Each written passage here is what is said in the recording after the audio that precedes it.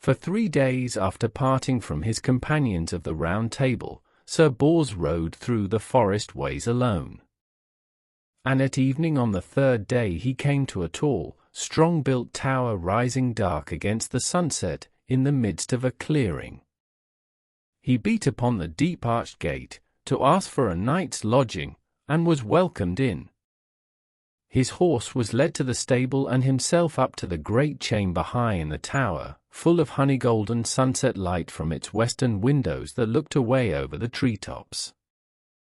There he was greeted by the lady of the palace, who was fair and sweet to look upon, but poorly clad in a patched gown of faded leaf-green silk. She bade him to sit by her at supper, and when the food was brought in, he saw that it was as poor as her gown, and was sorry for her sake, though for his own it made little difference, for he had taken a vow at the outset, that he would eat no meat and drink no wine while he followed the quest of the Holy Grail, and so he touched nothing but the bread set before his place, and asked one of the table squires for a cup of water.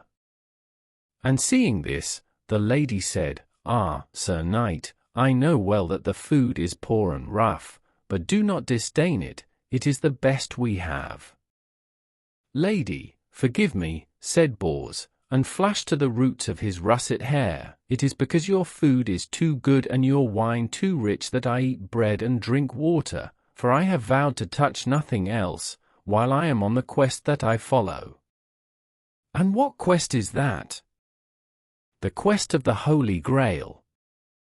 "I have heard of this quest, and I know you, therefore, for one of King Arthur's knights, the greatest champions in the world," said the lady, and it seemed as though she might have said more, but at that moment a squire came hurrying into the room. "Madam, it goes ill with us, your sister has taken 2 more of your castles, and sends you word that she will leave you not 1 square foot of land, if by tomorrow's noon you have not found a knight to fight for you against her lord."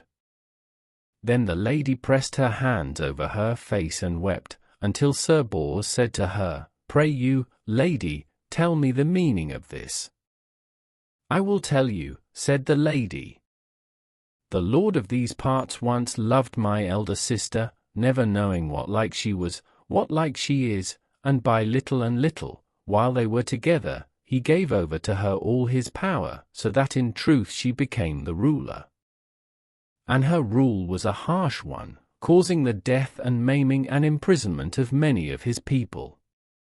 Learning wisdom on his deathbed, and listening at last to the distress of his folk, he drove her out and made me his successor in her place, that I might undo what could be undone of the harm. But no sooner was he dead than my sister took a new lord, Piradan the Black, and made alliance with him to wage war on me." She spread her hands. "Good sir, the rest you must know." "Who and what is this Piradan the Black?" said Bors. "The greatest champion and the cruelest and most dreaded tyrant in these parts." "Then send word to your sister that you have found a knight to fight for you at tomorrow's noon." Then the lady wept again, for joy. "God give you strength tomorrow," she said, "for it is surely by his sending that you are come here today." Next morning, Sir Bors heard mass in the chapel of the tower, and then went out to the courtyard, where the lady had summoned all the knights yet remaining to her, that they might witness the coming conflict. She would have had him eat before he armed, but he refused, saying that he would fight fasting, and eat after he had fought, and so the squires helped him to buckle on his harness, and he mounted and rode out through the gate, the lady riding a grey palfrey at his side to guide him to the meeting place, and all her people, even to the castle scullions, following after. They had not ridden far when they came to a level meadow at the head of a valley, and saw a great crowd of people waiting for them, with a fine striped pavilion pitched in their midst. And as they rode out from the long morning shadows of the trees, out from the shadow of the pavilion appeared a damsel in a gown of rose-scarlet damask mounted on a fine bay mare. "That is my sister," said the lady, "and beside her, look, Piradan, her lord and champion.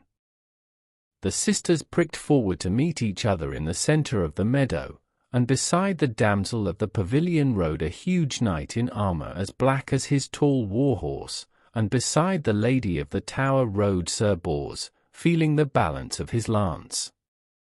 "Sister," said Sir Bors's lady, "as I sent you word last evening, I have found a champion to fight for my rights in the matter between us." "Rights!" cried the eldest sister. "You played upon my lord when he was in his dotage, until you had wheedled him out of what is truly mine. These are your rights." "Damsel," said Sir Bors, "your sister has told me the other side of that story. It is she whom I believe, and it is she whom I will fight for this day." And the two champions looked at each other, each searching out the eye flicker behind the dark slits of his opponent's helmet. "Let us waste no more time in talking," said Piradan the Black, "for it was not to talk that we came here." So the onlookers fell back, leaving a clear space down the midst of the meadow, and the two champions drew apart to opposite ends of it, then wheeled their horses and with leveled lances spurred towards each other. Faster and faster, from canter to full gallop, the spur clod flying from beneath their hooves, until at last they clashed together like two stags battling for the lordship of the herd. Both lances ran true to target and splintered into kindling wood, and both knights were swept backward over their horses' cruppers to the ground. With the roar of the crowd like a stormy sea in his ears, Sir Bors was up again in the instant, the Black Knight also. And drawing their swords they fell upon each other with such mighty blows that their shields were soon hacked to rags of painted wood, and the sparks flew from their blades as they rang together and slashed through the mail on flanks and shoulders to set the red blood running. They were so evenly matched that it came to Bors that he must use his head as well as his sword arm, if he was going to carry off the victory. And he began to fight on the defensive, saving his strength and letting his opponent use up his own powers in pressing on to make an end. The crowd yelled, and the lady he fought for hid her face in her hands. And Sir Bors gave ground a little, and then gave ground again, Piradan pressing after him, until at last he felt the Black Knight beginning to tire, his feet becoming slower, his sword stroke less sure. Then, as though fresh life was suddenly flowing into him, Bors began to press forward in his turn, raining his blows upon the other man, beating him this way and that, until Sir Piradan stumbled like a drunk man, and in the end went over backwards on the trampled turf. Then Sir Bors bestrode him, and dragged off his helmet and flung it aside, and upswung his sword as though he would have struck Sir Piradan's head from his shoulders and flung it after his helmet. When Sir Piradan saw the bright arc of the blade above him, he seemed to grow small and grovelling inside his champion's armor, and cried out shrilly, "Quarter! You cannot kill me, I am crying quarter!" And then as Sir Bors still stood over him with menacing sword, "Oh, for God's sweet sake have mercy on me and let me live. I will swear never again to wage war on the lady you serve. I will promise anything you ask, if only you will let me live." And Sir Bors lowered his blade, feeling sick, and said, "Remember that oath. And now get out of my sight." And the Black Knight scrambled to his feet and made off, running low like a beaten cur. And the eldest sister gave a shrill, furious cry, and set her horse at the onlookers who jostled back to let her by, and so dashed through them and away, rowling her mare's flanks until the blood on them ran bright as her rose-scarlet gown.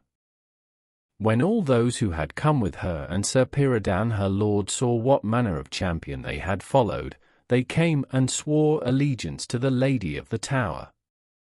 And so, with great rejoicing, she and her household rode back the way they had come.